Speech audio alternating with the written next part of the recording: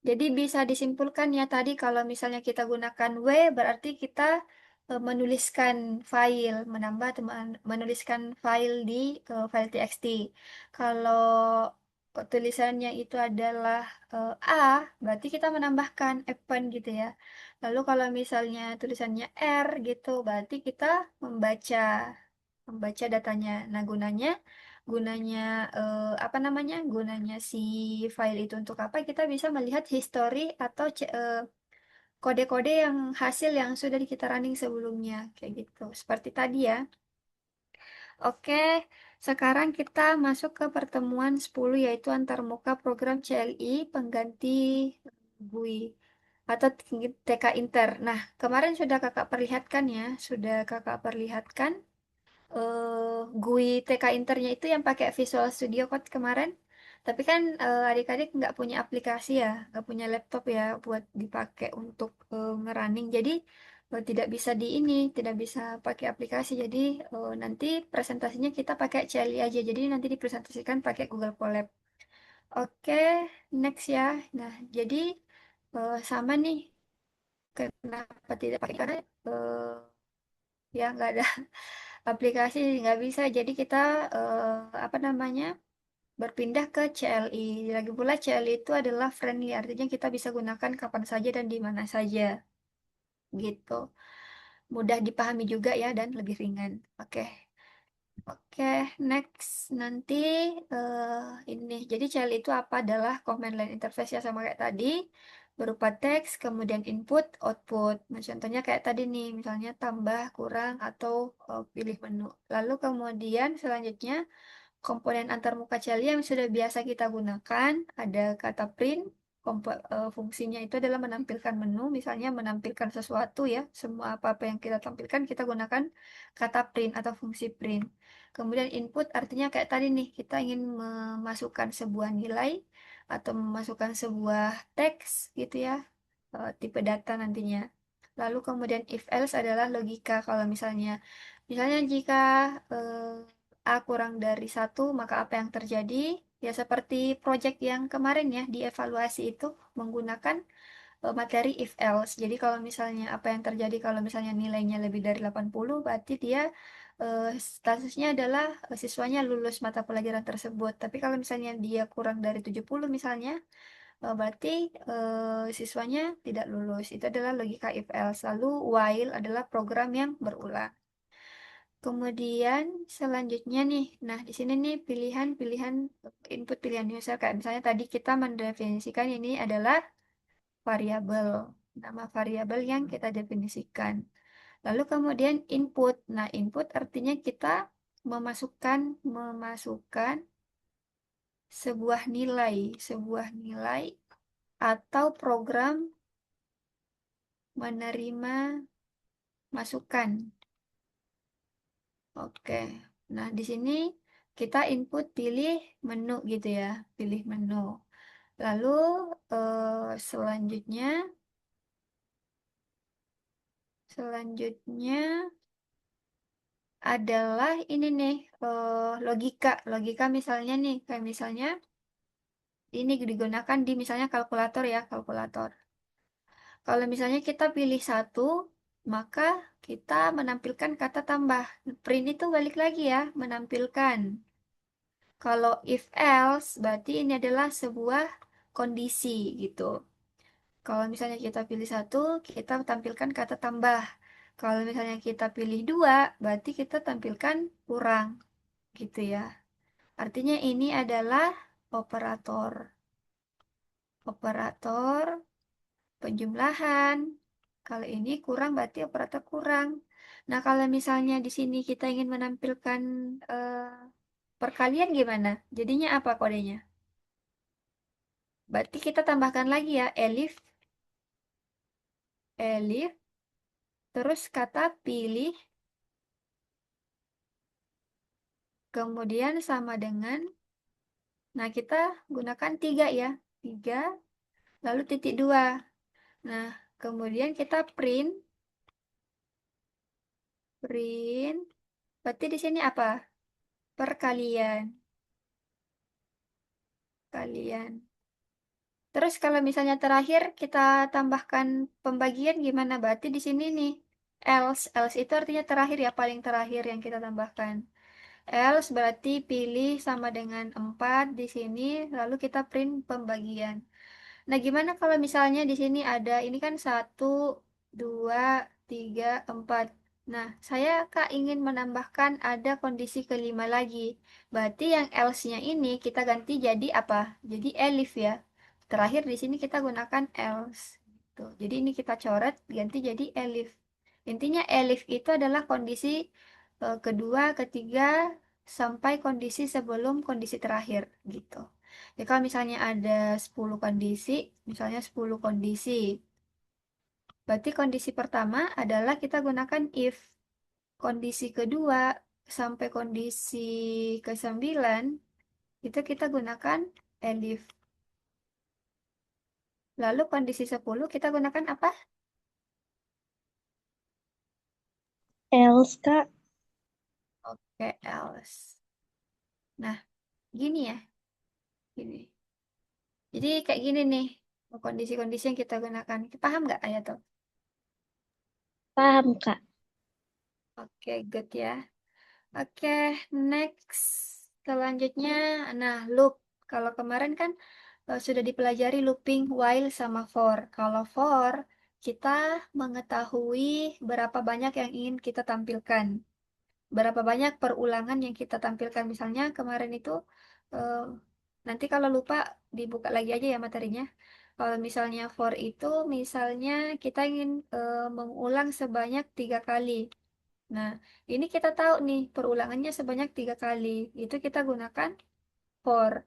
Tapi kalau misalnya ada sebuah angka gitu atau nilai, misalnya 1 sampai 10, yang ingin diulang itu adalah bilangan genap. Jadi kita tidak tahu nih berapa perulangannya. Berarti kita gunakan while gitu. Kalau for itu udah ditetapkan perulangannya. Dia udah tahu dia bakal mengulang misalnya 10 kali, 11 kali, itu kita gunakan for. Tapi kalau misalnya while itu artinya kita tidak tahu berapa nih pengulangan yang akan kita lakukan. Nah, jadi kita gunakan while true, artinya true itu artinya benar ya. Jadi kalau misalnya kita gunakan while-nya itu true, berarti while-nya itu benar. Berarti print menu. Kemudian kita lakukan pilih. Jadi input apa sih yang kita pilih di menu itu? Kalau misalnya pilih 0, maka loopingnya eh, apa namanya break ya, berhenti ya. Break itu bukan berhenti juga sih, artinya tidak berjalan sejenak gitu. Nah, nanti dilihat aja ya ininya biar lebih paham. Oke, nah ini contoh ya, contohnya adalah eh, menu. Jadi ada menu, menunya itu adalah ini nih, menu misalnya eh, input input pilihan, input angka, kemudian looping.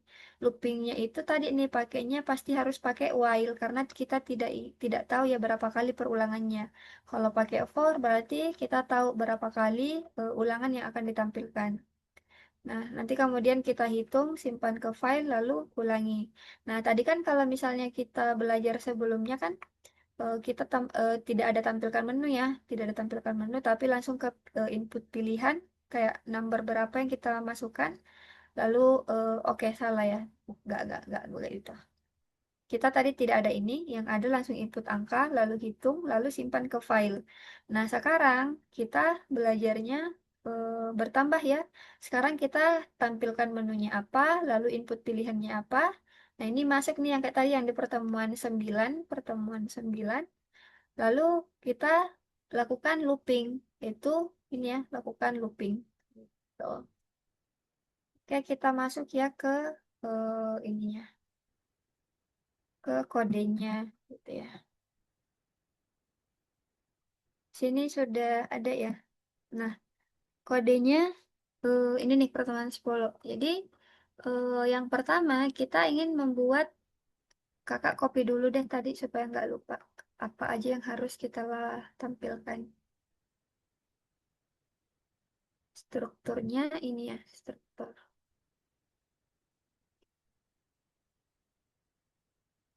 Kita buat di sini ya teks ya. Kalau kode berarti akan running tuh. Oh, salah nih. Kita kalau misalnya pakai ini harus ada spasi biar ada terpisah barisnya. Oke, nah jadi kayak gini kan. Jadi struktur program itu ada tampilkan menu. Ini kita buat, oh nggak bisa ya. Nggak apa-apa. Jadi struktur program itu tampilkan menu lalu input pilihan. Nah, kemudian, sekarang kita ini dulu, tampilkan dulu menunya apa. Berarti menunya adalah ada satu tambah, jadi kita masukkan eh, ini ya, ini namanya apa nih kalau tambah kurang kali bagi? Operator ya? Operator nggak sih? Kalau di matematika namanya apa ya?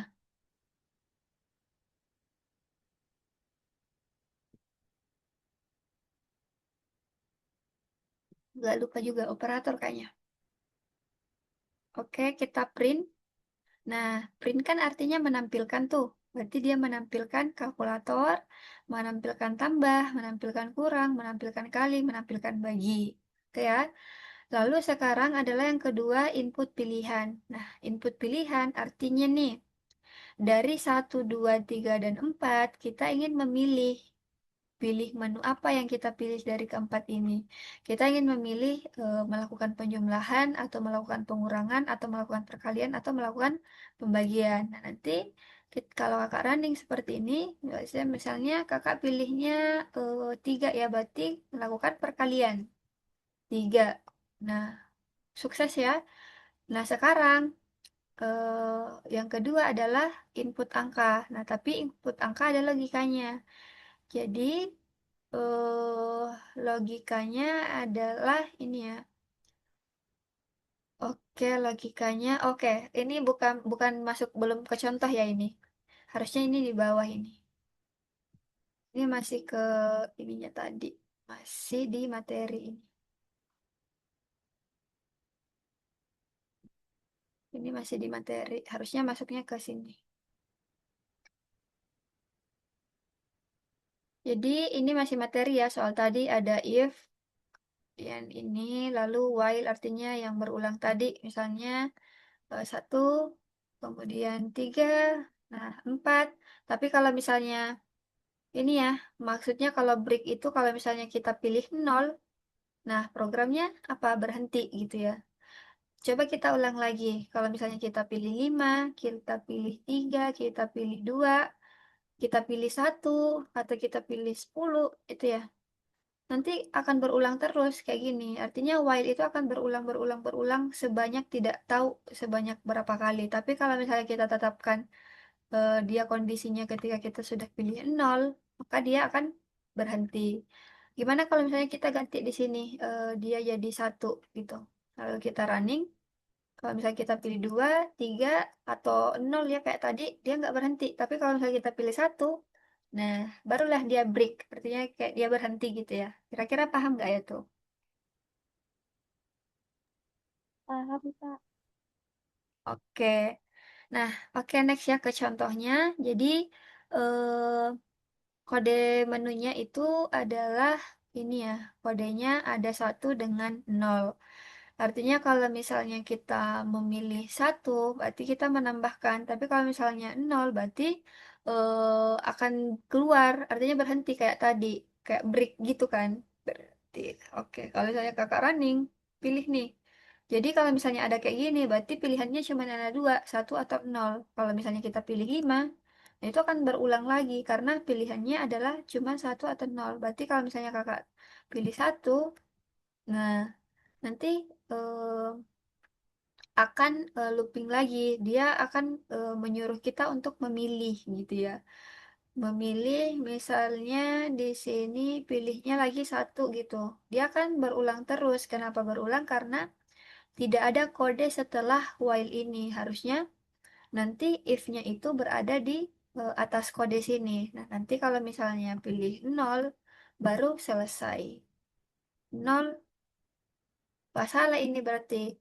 Nah, oke, kita menemukan kesalahannya. Jadi kalau misalnya kita sudah pilih satu atau nol, nah ini kita pilih satu atau kita pilih nol, dia dia running terus nih, berputar-putar terus. Berarti kodenya salah gitu. Ini ke, jadi looping itu tidak, kalau biasanya kalau kodenya salah kan langsung muncul error kata warna merah gitu kan kayak kemarin.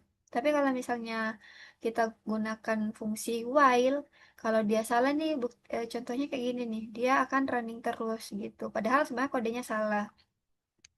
Kita pilih nol lagi, dia nggak akan berhenti. Jadi kita gantikan sendiri, kita klik ya. Kita klik, nah nanti error nih keluar. Berarti ini salah nih. Harusnya ini prosesnya ini kita naikkan ke sini. Jadi tidak boleh dipisah ya, file dengan logikanya. Kita hapus yang di bawah. Nah, coba kakak ulang lagi deh. Ini kan logikanya adalah kalau misalnya kita pilih satu, maka A-nya adalah kita menginput angka satu dan B-nya adalah kita menginput angka dua. Lalu kayak tadi tuh yang pertemuan 9 yang ini. Yang ini nih. Mana ya? Ini. Yang kayak gini kan. Kita masukkan ke sini nih. Karena di bagian pertemuan apa namanya? Pertemuan 10 itu tuh yang kita tambahkan adalah struktur program, tampilkan menu, sama ulangi. Nah, kalau tadi kan, sorry, ini nggak ada ya. Jadi yang kita pilih itu adalah,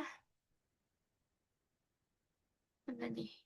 Yang kita pilih adalah tampilkan menu, input pilihan, lalu ulangi. Kalau tadi kan ini ya, input angka, hitung, sama simpan ke file. Makanya kita pakai hal yang sama di bawah kayak pertemuan 9 sebelumnya gitu. Kalau kita ini, kalau kita ulangi lagi ya, kita running, oke. Sekarang kita pilih misalnya satu, satu. Nah, dia disuruh memilih. Pilihannya adalah kalau misalnya kita pilih satu, berarti kita menambahkan. Oke, satu lagi, coba nol. Tetap ya, ada yang salah nggak ya di sini? Bentar.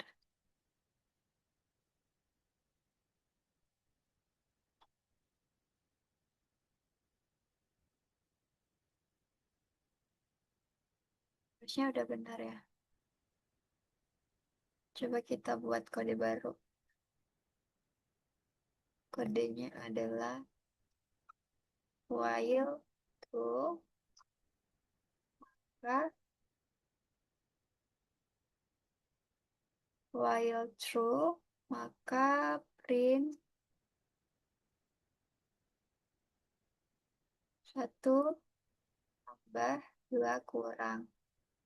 Lalu ini misalnya kita sampai nol ya. Lalu kita pilih input pilih. Lalu oke.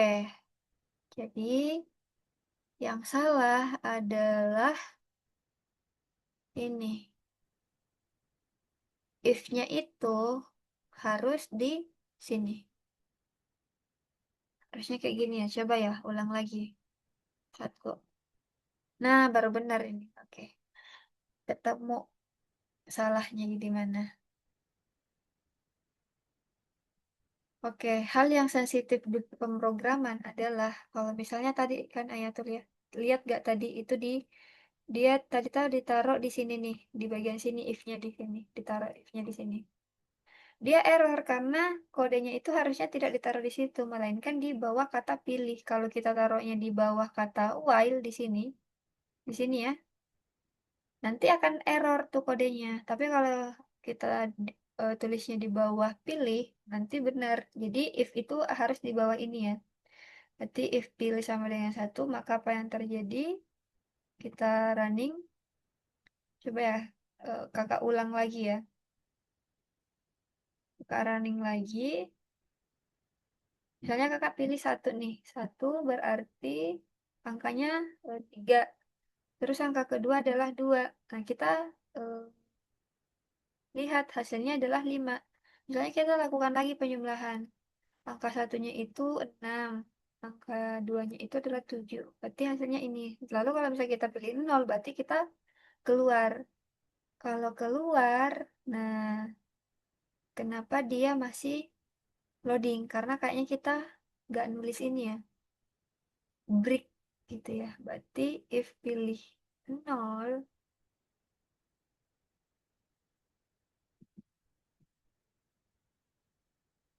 oke, if pilih sama dengan 0, maka kita break. Coba running lagi ya. Satu, misalnya 2, ini 3. Kita tambahkan lagi angka satu yang kita jumlahkan 4. Kita jumlahkan dengan 6, 5 sampai dengan 9. Lalu kita pilih 0. Nah, lihat gak? Oke, berhenti. Berarti sukses ya. Jadi jangan lupa kalau misalnya kita ingin menghentikan kodenya, itu kita pilih ini ya. Jadi kalau misalnya kita pilih satu, dia akan menjumlahkan dan prosesnya akan berulang terus. Tapi kalau misalnya kita pilih 0, dia akan keluar. Tapi kondisinya harus digunakan kata break. Artinya prosesnya berhenti gitu. Kira-kira paham nggak ya tuh? Paham, Kak. Oke, jadi kalau misalnya Kak nggak ada ini nih, nggak ada dua baris ini tadi, dia akan berputar-putar terus ya. Meskipun kodenya benar, tapi dia akan berputar-putar terus. Jadi kita harus tambahkan if misalnya ini dia kita pilih 0, maka ada break gitu ya, berhenti gitu. Tapi kalau nggak ada ini nih, nggak ada breaknya, dia akan berputar-putar terus meskipun kita sudah memilih angka 0. Oke, selanjutnya langkah terakhir adalah kita ingin menyimpan hasilnya ke kita buat baru deh namanya pertemuan 10. Lalu kita tambahkan A, artinya kita menambahkan file pertemuan 10.txt. Lalu hasil yang kita tampilkan adalah FA plus B. Kemudian hasilnya. Kalau kita klik running, nah nanti akan kelihatan di mana nih? Sini ya, pertemuan 10.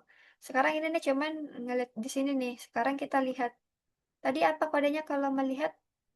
Berarti file sama dengan open. Terus apa ya tuh? Pertemuan. Kelihatan ya? R 10 ya. Oke, koma. Apa di sini pakainya? RK. Oke, R ya.